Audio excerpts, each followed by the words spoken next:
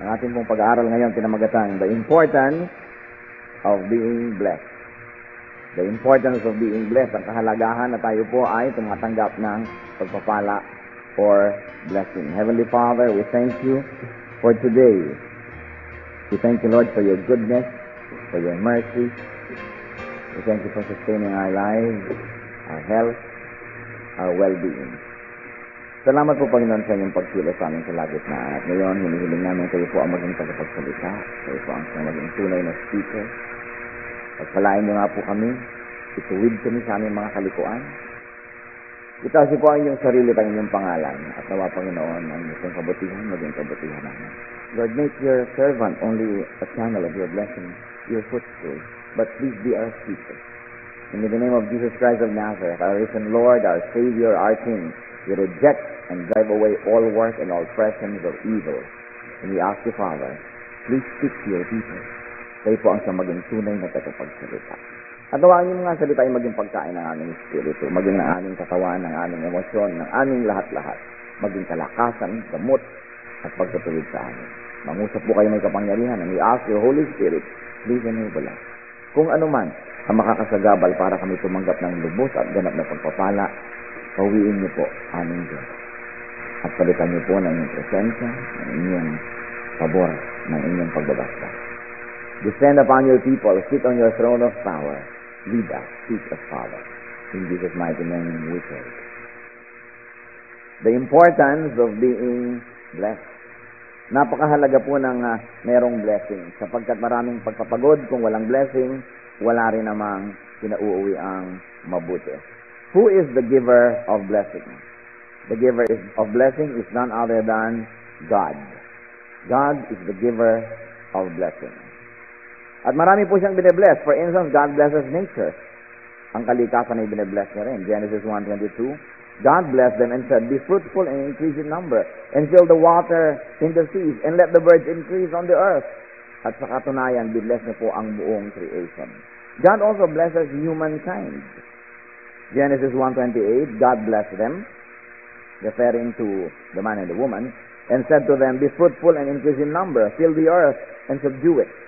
Rule over the fish of the sea and the birds of the air, and every living creature that moves on the ground. So there is blessing for humankind. There's also blessing for the Sabbath. Genesis 2:3, and God blessed the seventh day and made it holy, because on it he rested from all the work of creating that he had done. God also blesses the nations. Psalm 33 verse 12. Blessed is the nation whose God is the Lord, the people he chose for his inheritance. God also blesses certain types of people. Psalm 1, for instance, verses 1-3. Blessed is the man who does not walk in the counsel of the wicked, or stand in the way of sinners, or sit in the seat of mockers. Blessed is, but his delight is in the law of the Lord, and on his law he meditates day and night. He is like a tree planted by streams of water, which yields its fruit in season, and whose leaf does not wither. Whatever he does prospers. So the Lord blesses individuals.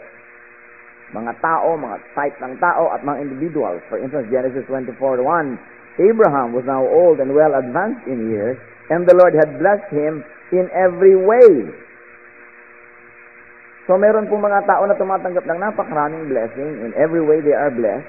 Meron naman mga tao na hindi masyadong tumatanggap siguro. Meron mga taong kulang-kulang ang tinatanggap nila na pagpapala. Hindi nila malaman kung bakit ganun. Pinagpapala niyo yung mga ibang ganitong grupo ng tao, pag ganitong ginagawa, meron naman mga individual, talagang pinagpapala. Sa katunayan, sa Genesis 32:24-28, kung paano na-bless itong si Jacob. Makikita po natin kung paano siya tumanggap ng malaking pagpapala. So Jacob was left alone, and a man wrestled with him till daybreak. When the man saw that he could not overpower him, he touched the socket of Jacob's hip, so that his hip was wrenched, and wrestled with the man. Then the man said, let me go, for it is daybreak. But Jacob replied, I will not let you go unless you bless me. The man asked him, what is your name? Jacob, he answered. Then the man said, your name will no longer be Jacob, but Israel, because you have struggled with God and with men, and have overcome. Ito po isa sa mga very interesting aspects sa Old Testament. God came in the form of a man, at pagkatapos nakipagbuno kay Jacob. At natalo ni Jacob. Hindi makapanapanalo yung Diyos na nagkatawang tao kay Jacob hanggang ginamit niya yung kanyang isang kapangyarihan at hinipo niya yung hip at nalinsad yung buto ni Jacob at siya ay ibang klase ito. Sabi ng man, Diyos na nagkatawang tao, hawalan mo na ako, haalis na ako. Sabi niya, hindi ko kayo bibitawan, hindi niyo ako pinagpapala. At siya ay pinagpala at sila talaga ang pangalan niya, ginawang Israel. At siya ang naging father ng nation na ito, in a way of speaking. Kasi nagkaroon ng mga 12 tribes yan, mga anak niya, etc., etc. But God appeared to bless Jacob. Kung minsan din nakikipaglaro kayo ng chess sa tatay niyo, pinapapanalo niyo siya. Dahil baka uminit ang ulo pag natalo. Minsan nagpapatalo ka talaga. Gusto mong magmukhang bida yung kalaban mo, nagpapatalo ka. Marami pong mga wives, ganun ang ginagawa, nagpapatalo sa husband kunwari. Para yung husband naman, yung ego niya huwag nasaktan. Yung mga matitinong tao kung minsan, alam nila kung kailan dapat mukhang nagpapatalo ka. But si Lord chose na matalo siya doon sa wrestling na yon kasi naman gusto niya talagang i-bless si Jacob.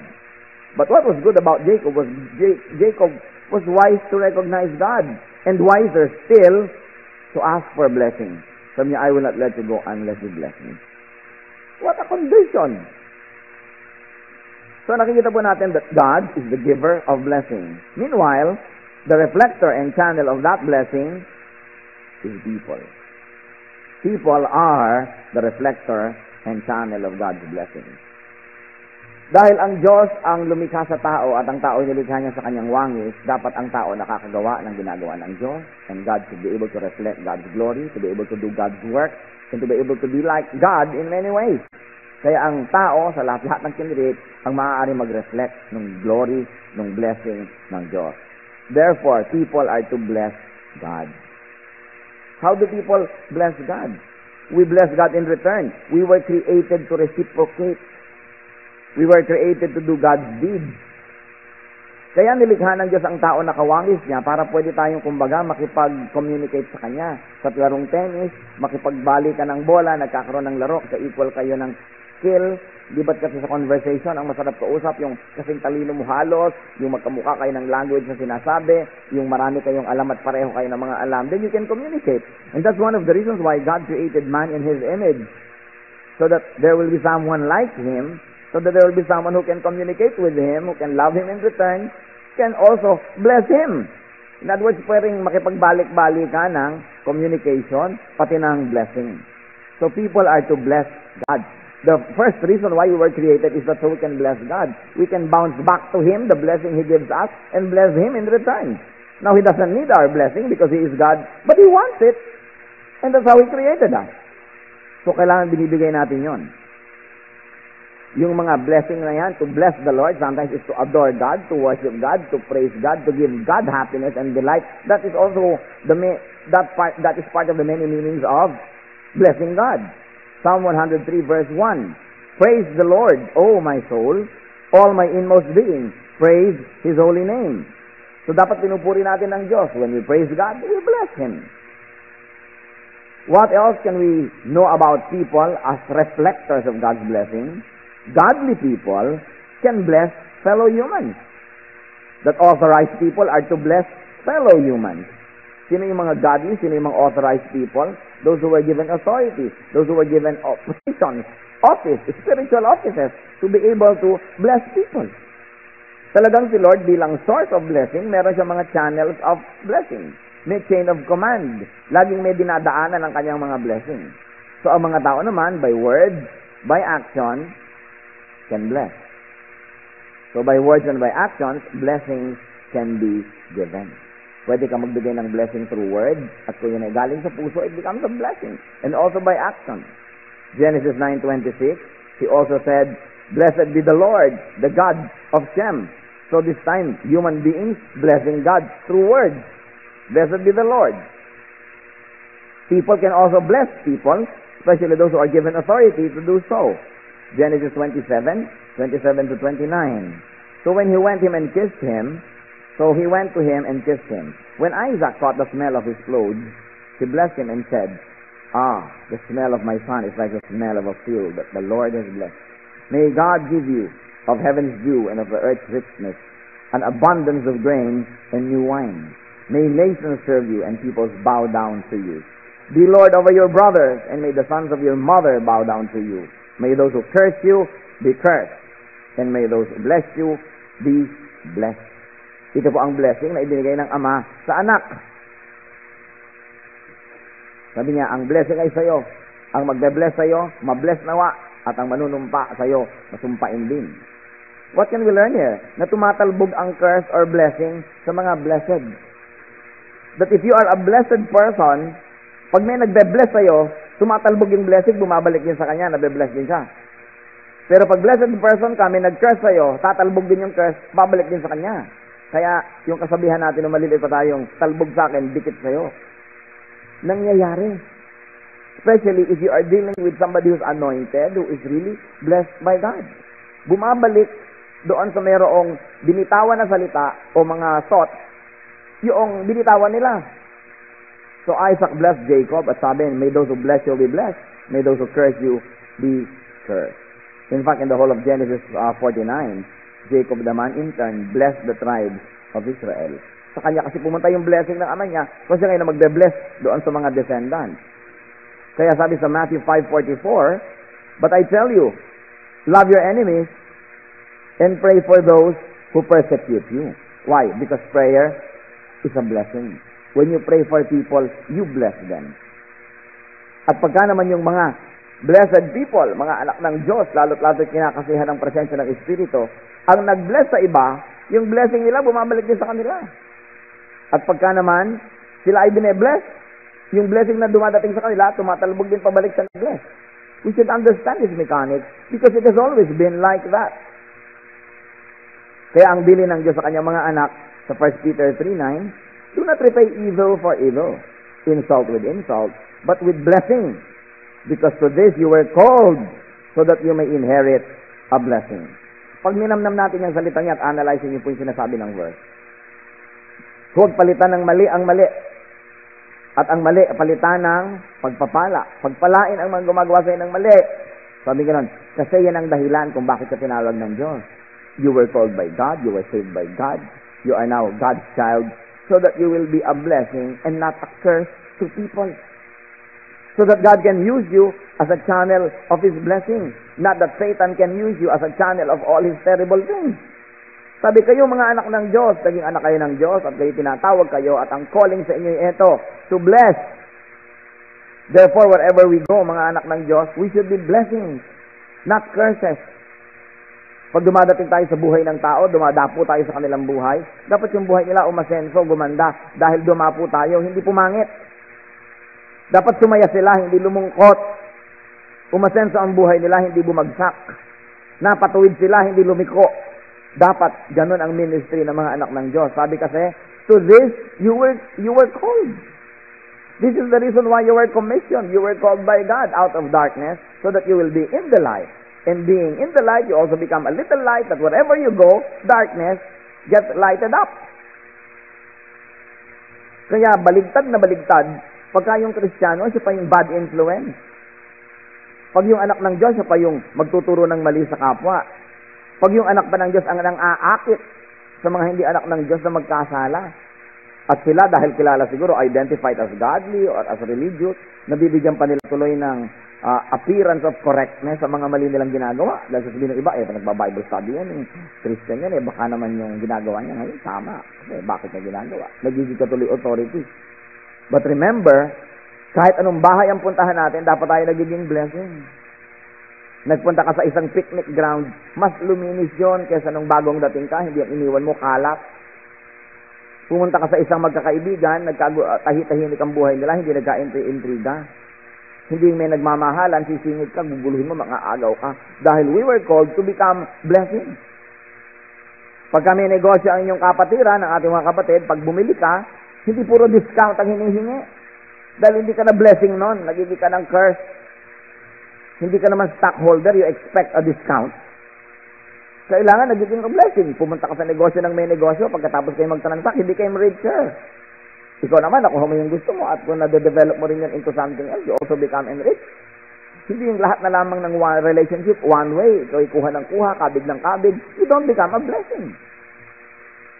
Hindi yung kung nasa dorm ka o marami kang roommate, pagpasok mo, nagising na lahat ng tao dahil bagsak ng bagsak ang pinto, ang iyong paa, ang ingay-ingay mo. Hindi ka blessing. Isa kang sumpa sa mga natutulog. So ano, manghihiram ka na isang bagay hanggang hindi habol-habol, hindi mo isusole. Hindi ka blessing nun. Kailangan ang tao, blessing. Maaari niyo bang sabihin sa katabi niyo yan? Dapat blessing ka. Diba? Sabi sa'yo, ikaw, blessing. Kaya dapat nagkikita yung blessing to each other. Halimbawa kayo, nasa mga kumpanya, empleyado, blessing kayo dapat sa kumpanya. Hindi dinadaya-daya nyo. Hindi pagka hindi nakaharap ang amo, hindi na kayo nagtatrabaho, inuuwi yung paper clip, inuuwi nyo yung mga papel. Kung pwede lang iuwi yung mesa, toilet bowl ng opisina, iuuwi lahat. Hindi kayo blessing nun. Kailangan yung kumpanya naging napaka-unlad dahil nandun kayo. The little table where you work, gumanda dahil nandun kayo. Dahil tayo ay mga anak ng Diyos. Hindi naman tayo anak ng kadiliman eh. So dapat yung blessing dumadaan sa atin, pumupunta sa tao. Kasi alam nyo, may kasabihan. Yun daw, meron daw bang humahawak ng kalderong hindi na uulingan. Ibig sabihin, kung may kaldero ka at nagpapakain ka ng tao, nagiging kang nagsaserve ka sa kanila, nauulingan ka rin. Ibig sabihin, nakakakain ka rin. Doon sa hinahawakan mo, nabe-bless ka rin. Pwede ka bang daanan ng blessing na hindi na yung matitira sa'yo? Di ba't kahit anumang bagay na daanan ng halimbawa tubig, di nababasa ka rin? So, pag dinadaanan ka ng blessing, meron din napupunta sa'yo. Pag dinadaan ka ng sumpa, meron din natitira sa'yo.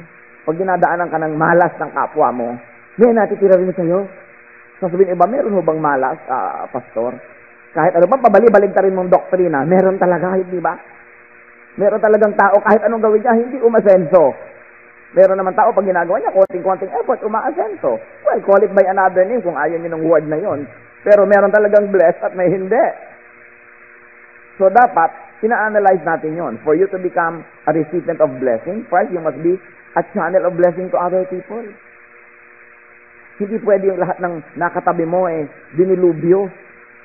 Nakilala mo lang, talaga namang sasabihin, minalas naman ako, nakilala ko to. Wala nang ginawa ko di humingi, magreklamo, mangutang.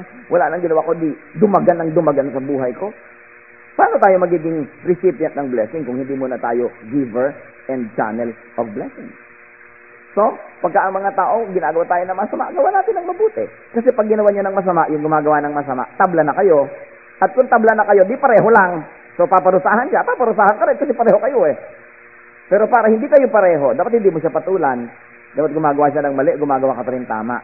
At doon pa lang, nagiging kakaiba yung anak ng Diyos. Hindi siya kamukha ng mga anak ng sanlibutan. Blessing is from God. The giver of blessing is God. That blessing may be received through God's chosen channels. So si Lord, dalawang paraan ng pagbe-bless niya. Ibinibigay niya direct o pinapadaan niya sa kapwa ng tataan natin. Kaya alert tayo kung sino yung dinadaanan noon. Dapat naka-open tayo to that.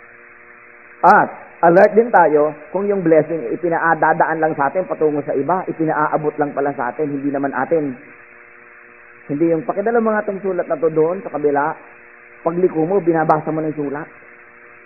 Hindi naman para sa'yo. Taga-abot ka lang. Ibigay mo nga itong pera na to doon, hindi na nakarating. Channel ka lang dapat. Kaya po tayo, pag may mga blessing, tinatanong din natin sarili, Lord, akin po ba to o pinapaabot nyo lang sa iba? Hindi naman lahat ng dumadating sa kamay natin pang atin. Ngayon, kung hindi para sa inyo, tapos inangkin nyo, siyempre may parusa yun. Ngayon, kung hindi pala yun naman para sa iba, para sa inyo, inabot nyo pa rin, malalaman naman ng Diyos, napakalinis naman ang puso nito. Ibinigay pa yung para sa Kanya, papalitan ng Diyos. Marunong naman ng Diyos. You cannot outgive God. Kaya ang mahalaga, iniisip natin na hindi ako manglalamang ng kapwa. Because God sees in secret everything that happens. Pag nanlamang ka, ikaw ang magbabayad nun. Pero pag ikinalamangan, ang Diyos ang nagbabayad. And it's much, much sweeter if it is God who repays. Kasi laging sobra. Kaya mahalaga na tayo po open na tumanggap ng blessing, open tayong maging daanan ng blessing patungo sa iba. Ang blessing ng Diyos hindi pwedeng harangin. Hindi pwedeng pakialaman. Tulad ni Balak, he hired Balaam to curse Israel. Sa Numbers 22, verses 6 and so on, yung istorya, ito. Si Balak ay hari, kalaban niya ang Israel. Lagi na lang nanalo yung Israel. Ang ginawa nga niya, binabayaran niya yung prophet. Sabi, halika, sumpain mo Israel. At ako naman ay manalo. Numbers 22, verse 6. Now come and put a curse on these people, because they are too powerful for me. Perhaps then I will be able to defeat them and drive them out of the country. For I know that those you bless are blessed, and those you curse are cursed. Akala niya yung tao ang may kapangyarihan. Balaam went along. Pumayag siyang siya bayaran. Pero tuwing susumpain niya ang Israel, blessing ang lumalabas sa kanyang bibig. Balaam ends up blessing Israel. Kaya sa Numbers 23, verse 11, Balak said to Balaam, "What have you done to me? I brought you to curse my enemies, but you have done nothing but to bless them." So Balaam explains his actions in Numbers 23, verse 12. He answered, "Must I not speak what the Lord in Numbers put in my mouth?" In Numbers 23:20, "I have received a command to bless.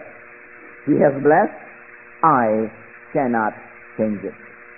Yun ang sinabi nito si Balaam. Gumagamit kasi ng strategy to si Balak eh. Si Balak ay may balak. No? Balak niyang talunin ng Israel, gagamitan niya ng hocus-pocus. Binabayaran niya yung prophet. Sabi, alam mo, alam naman ng lahat eh. Pag may binless ka, nabibless talaga eh. Tapos pag may kinurse ka, nakakurse, ito na, babayaran na kita. Isumpa mo lang Israel. Isumpahin mo, manalo naman ako. Pumayag-payag naman tong prophet for hire. Pero tuwing magtatangka siya na i-curse ang Israel, blessing ang lumalabas sa kanyang bibig. Sabi na nagbayad, ano ka ba? Bayad na ako ng bayad sa'yo eh. Baligtad ang nangyayari, lalong nabe-bless yung kalaban ko. So, anong magagawa ko? Sa blessing ang lumalabas. Kung binabless sila ng Diyos, sino makakaiba nun? Not even I. Alam niyo ba, kapatid, pag gusto kayong i-bless ng Diyos, walang makakapigil.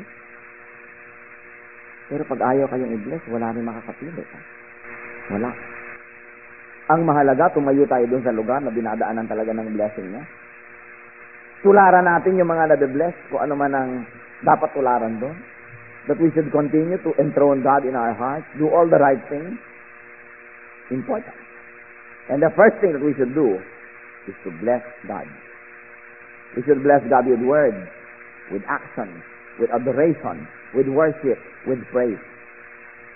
Paano nyo mabe-bless ang God kung reklamo kayo nagreklamo lagi? Nakaka-bless ba yung makarinig ng reklamo? Nakita niyo yung mga Israelites na reklamo ng reklamo sa disyerto? Narong ipatuklaw sa mga ahas ng Diyos? Narong bumuka yung lupa at kainin sila ng buhay? Narong sila igutumin? Kung ano-ano nangyayari sa kanilang dilubyo kasi reklamador. So manalamin, itatanong natin sa sarili, o ikaw, reklamador ka ba? Reklamo ka ba ng reklamo sa Diyos? Wala ka nang ginawa kundi magreklamo? You are not blessing God then. Because to bless God is to praise Him. To say all the good things that He does. To lift up His name. To adore Him. To worship Him. Bless na bless yung mga tao na marunong mag-bless sa Diyos. Psalm 113 verse 2, the New King James Version. Blessed be the name of the Lord from this time forth and forevermore. So binibless ang tao ang Diyos. Kumbaga binibigyan ka nila ng blessing, binabounce back mo, balik sa Kanya. Pinipraise din natin siya. So give pleasure, give delight, and give joy to the Lord. And get and receive blessings from God through anointed, appointed, authorized, and blessed people. Meron nun. Meron talaga. Magtataka ka, bakit pag pinag-pray naman ako ng taong ito, may nangyayari, yung isa naman wala. Bakit itong taong ito eh? Pagka miniministeran niya ako, pag kinakounsel ako, lumilinaw ang isip ko. Samantalang napakarami ko na pinakinggan, hindi naman luminaw ang isip ko. No? Minsan merong teacher na, ba't ito itinuro niya yan eh? 500 beses ko na itong napag-aralan kung saan-saan eh. Bakit ngayon ko lang yata nakita ang ibig sabihin nito? O bakit ngayon lang ako nagkaroon ng kaliwanagan? Meron talagang ganon. So imbes na lagi nating isipin yun at kontrahin yung ganong phenomenon, intindihin na lang natin na tayo makiayon. Alam niyo ba na pati si Pharaoh of Egypt asked for blessing from Moses? Nung kutakot-takot na hirap ang tinanggap ng kanyang bayan galing sa parusa ng Diyos, sabi ng Pharaoh, sige na nga, umalis na kayo. Alis na, pero teka. Makibless naman ako. Sabi ni Pharaoh, Exodus 12:32. Take your flocks and herds, as you have said, and go.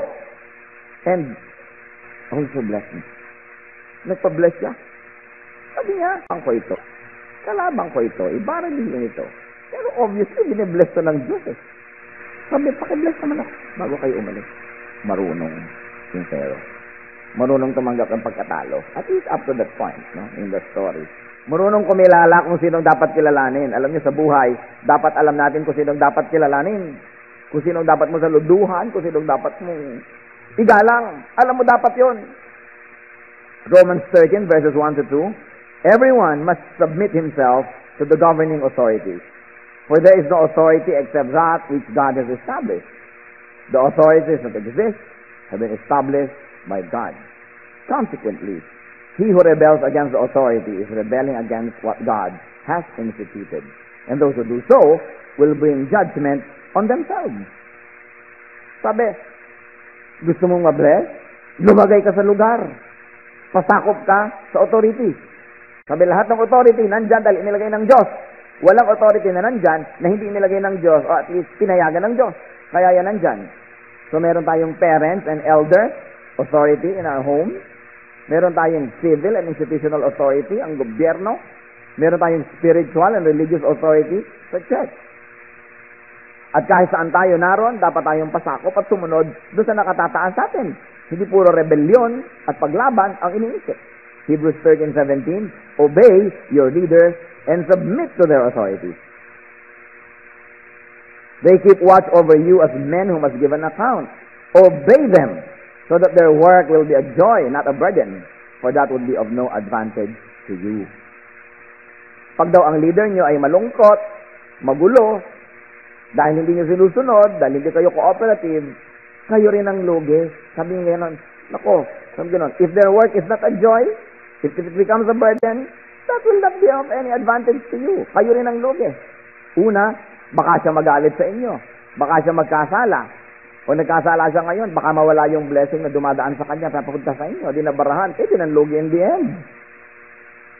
O kaya ay hindi siya naging creative, hindi siya naging masaya, hindi naging maganda ang paglilingkod sa mga tao, ang pangunguna, kayo din ang lugi in the end. Kaya sabi, submit to your authority.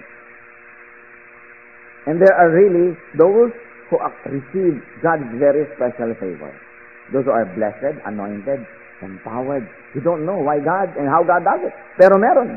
Sa Zechariah 2:8, sabi niya, whoever touches you, the end of the line, touches the apple of his eye. In other words, kung sinong kumukontra sa inyo, kinukontra nila ang Diyos. Kung sino ang sumasalungat doon sa hinirang ng Diyos, sumasalungat sa Diyos. At pag sinaktan niya yan, sinasaktan niya ang Diyos. Whoever touches you, touches the apple of his eye. Yung apple of God's eye. Sa 1 Samuel 26 verse 9, si David nagkaroon na ng pagkakataong patayin si King Saul na walang ginawa naman yung King Saul kundi habulin at pagtangkain patayin si David. Pero hindi niya ginawa kahit gusto na rin ng mga tauhan niyang patayin yung hari. Sabi ni David sa 1 Samuel 26 verse 9, but David said to Abishai, don't destroy him, meaning Saul. Who can lay a hand on the Lord's anointed and be guiltless? Sino ang maaaring magbuhat ng kamay doon sa inanoint at pinless ng Panginoon at pagkatapos hindi siya magbayad na hindi siya maging guilty? It's a great guilt to lift your hand against the Lord's anointed. So David did not do what he could have done. And that was to kill Saul. Kasi natutulog, nalapitan nila, kaya na niyang patayin. Hindi niya ginawa. So niya, who can do that and be guiltless? Ni-respect ni King David si Saul because God anointed Saul. Kahit pa nga si Saul was very imperfect, had a lot of mistakes, ang dami-dami niyang mga maling desisyon, ang inirespeto ni King David yung anointing na ibinigay ni Lord si Saul. At hanggang hindi obvious na binawi na namatay na si Saul, hindi siya gumawa ng anumang bagay para saktan, kalabanin yung hari. Kahit pa nga maraming ginagawang mali yung hari. Kasi hindi naman imposible sa Diyos na yung mga mali na binigyan niya ng anointing and authority, tanggalin niya sa power. Kaya naman niya. Because it is His. And remember this, do not cheat and steal blessings. Meron pong isang tao, ito'y true story. Humingi ng blessing sa kanyang pastor. Pastor, meron po akong gagawin, pakibigyan niyo naman po ako ng blessing. Kasi alam niya sigurong importante yung blessing eh. Ang pastor naman, ano naman ang gagawin mo na kailangan ng blessing ko? Hindi, pagpe-pray ko pa ho kung sasabihin ko sa inyo eh. Basta't bigyan nyo na lang ako ng blessing. Yun ang pastor trusting. Siguro mabuti ang kalooban. Ibinless, sige ko ano man yan, di binibless na kita. Alam niyo po bala ang balak nung humihingi ng blessing ng pastor? Isplitin yung church, humiwalay, at maghakot ng mga members ng church sa kanyang grupo. At tinangka talaga at ginawa, nabigo lang nga. In other words, ito yung naonse niya, nalanse niya, nauto niya na pastor na nagbigay ng blessing, pero hindi in-honor ng Lord yung transaction, hindi binless yung binebless ng pastor. Kasi it is eventually really the Lord who gives the blessing eh. Channel ka lang eh. So kung ikay na linlang ng iba at nagbigay ka ng blessing, hindi rin in-honor ni Lord, hindi rin ibinibigay yung blessing. But the Lord in His infinitely wonderful ways will give blessings directly or through a person. At if it's not through that person, hindi ibibigay sa'yo. Meron naman directly binibigay.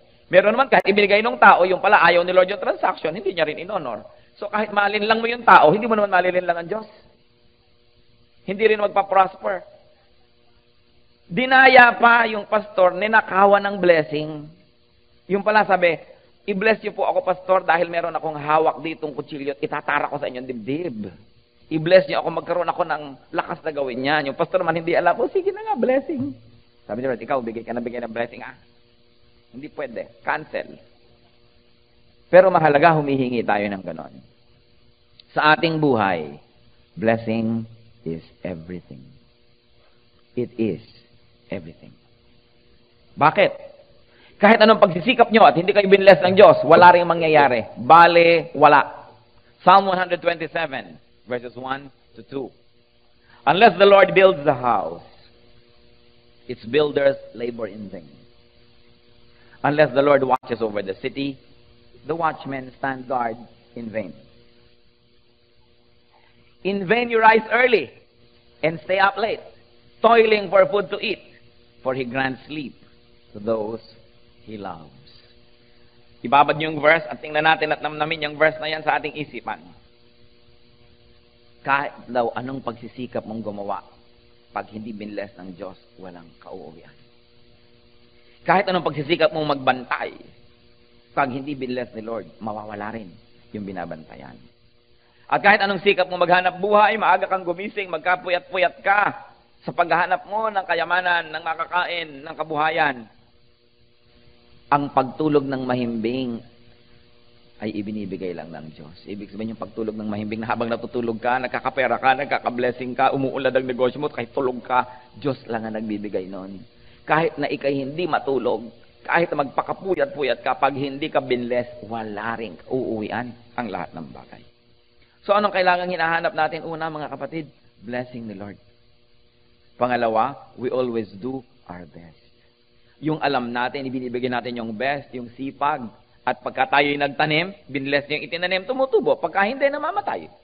Pero alam mo, hindi ka nagtatanim, ipagtanim ka ng Diyos. Kuminsan, ang blessing niya, sobrang ganun din. Pero alam natin, normally, you have to do what you can. You have to do your work and ask God to bless your work and make it fruitful. But apart from the Lord's blessing, nothing happens. Sasabihin nyo, bakit maraming hindi Christians parang nabe-bless? Sabi naman sa Bible yan eh. The Lord sends His rain both on the just and the unjust. That the Lord causes His sun to shine on both the wicked and the righteous. So gusto niyang i-bless eh. Kaya lang, kung hindi ka naman believer, hindi ka anak ng Diyos, yung blessing mo, pang dito lang sa lupa. Pag namatay ka, impyerno pa rin yun. Pero at least, na-bless ka sa lupa. Meron namang mga tao, pupunta na nga sa impyerno pag namatay, habang buhay, impyerno pa rin. Pero kailangan tayo mag-isip-isip pag nangyayari yun. Bakit? Unless the Lord blesses an effort, it will not prosper. So for you to prosper, the number one thing that you should look for is God's blessing. Ma-bless niya tayo. And you do that, you increase your opportunity to be blessed by first blessing God. And also, you should bless people. You want to be blessed? First, be a blessing. You want to receive?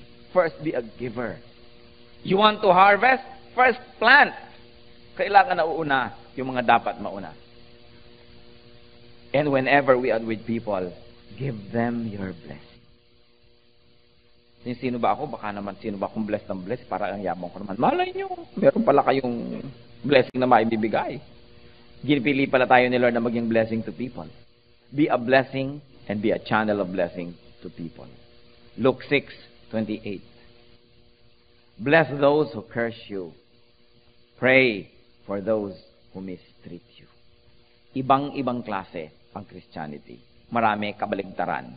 Pero maraming katotohanan talaga para mo marating kabaligtaran. Like, na-discover nila noong 16th century, you reach the east by sailing west. Maraming ganong parang kabaligtaran. At nadidiscover natin sa buhay, we keep what we give away and we lose what we selfishly keep. That we get blessing by giving it. That we get love by giving it. Because things have a way of coming back. Pero kung sa pagbibigay nyo ng hatred ang natatanggap ninyo. Diba? Sa paggawa natin ng masama sa kapwa, masama ang bumabalik sa atin. Bumabalik lahat. Pabalik-balik ang lahat. Kaya ang sabi nga nitong si Solomon, ano ba yan? Ang tubig pupunta lang sa langit, magiging ulan uli, magiging ulap, magiging ulan. Pabalik-balik ang lahat. Pabalik-balik. Cyclical. So kung ano ang gusto nyong bumalik sa inyo, yun ang paliparin nyo. Kasi yun ang babalik. Kung anong gusto nyong gawin sa inyo ng kapwa, yun ang gawin nyo sa kanila. Sinabi yan ni Lord. What you want people to do to you, do to them.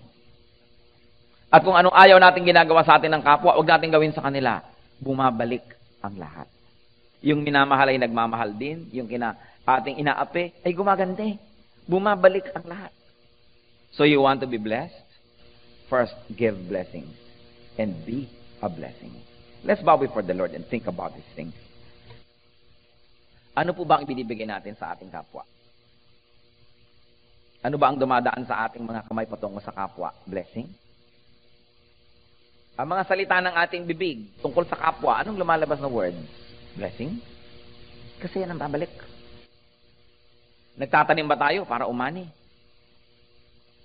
Ano ang dapat nating gawin para lalo tayong mabless ni Lord? Well, blessing cannot exactly be earned, but at least we should always stand in the path of blessings. And one of the surest way to do that is to be a blessing to yourself. I'd like to challenge each one. Sino pong mga tao ang pwedeng mabless dahil sa inyo? Ginagawa nyo ba yung pinaka-best para sila mabless? Kung teacher kayo, are you giving your best? Preparing your best? Kung tayo ay employer, are we giving our employees the best that we can give? Kung tayo po employee, are we giving our employers the best services, the best labor?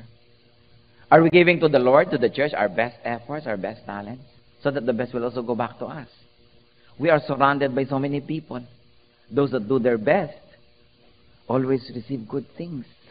They may not always receive the best things, but definitely they don't get the worst things. Because life is cyclical. Ang itinatanim, inaani. Sa ilang saglit po ng katahimikan, pagbulay-bulayan natin, paano pa tayo mas magiging blessing sa ating kapwa? Kung kayo isang asawa, paano kayo magiging lalo pang blessing sa inyong asawa? Sa inyong anak, sa inyong magulang, sa inyong kapatid, sa inyong kasambahay, sa inyong kasama sa gawain, sa ministry. Tayo ba'y pabigat o pagaan sa kapwa?